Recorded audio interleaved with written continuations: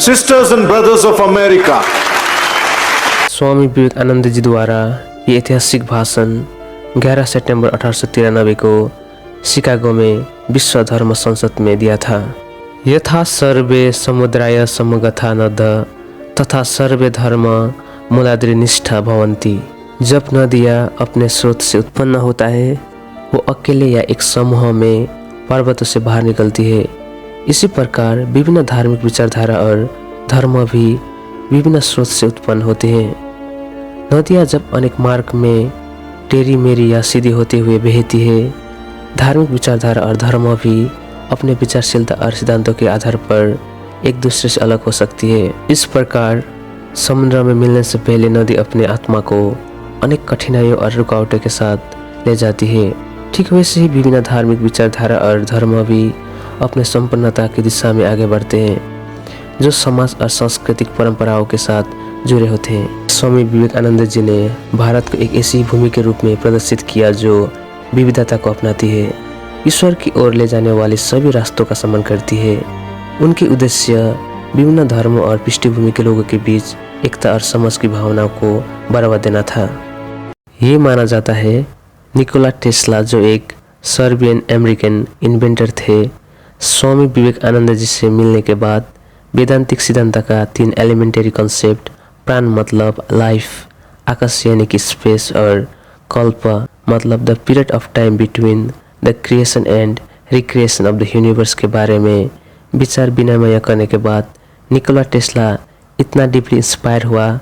उन्होंने बाद में बहुत सारे scientific work specially to understand the fundamental nature of the universe के बारे में ये संस्कृत टर्म प्रयोग किया था। विलियम शेक्सपियर ने कहा था, show me your best friend, I will tell your future. जीवन में ऐसे भी दोस्त मिलते हैं, आधा जिंदगी देने के बाद भी कुछ सीखने को नहीं मिलता। विचारणीय बात यहाँ यह है, निकोला टेस्ला ने कुछ समय के लिए स्वामी विवेकानंद जी से मुलाकात की, लेकिन उन्होंने चर्चा उस विषय पर की।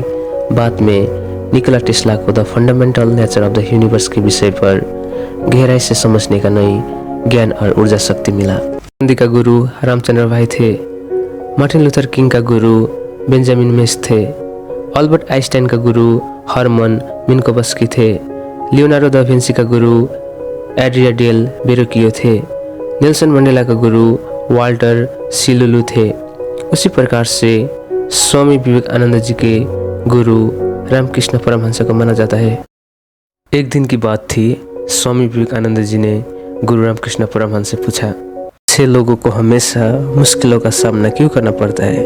रामकृष्ण परमहंस जी का जवाब था, हीरे को बिना घर्षण के साफ नहीं किया जा सकता है, सोना भी आग के बिना शुद्ध नहीं किया जा सकता है।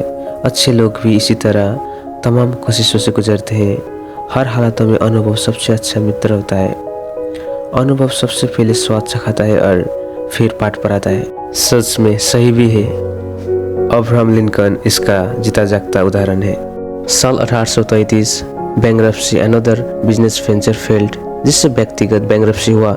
साल 1835 लिंकन की मंगेतर की मृत्यु। साल 1838 लेजिस्लेटिव डिफीट, इलोनियस सदन के अध्यक्ष बनने के अपने प्रयास में लिंकन हार गए।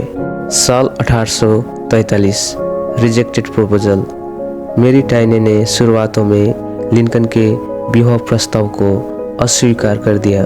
साल 1856 में उपराष्ट्रपति पद के लिए नॉमिनेशन हार गए, बट साल 1860 में प्रेसिडेंशियल इलेक्शन में फाइनली आलोचना और मजबूत विरोध का सामना करते हुए 1861 में Abraham Lincoln became the United States 16th president.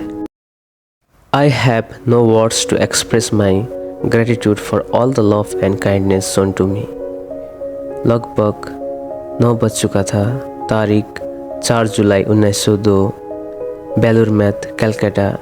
ये थे स्वामी जी का अंतिम शब्द। उसके बाद स्वामी जी सदा के लिए भगवान के प्रिय हो गया।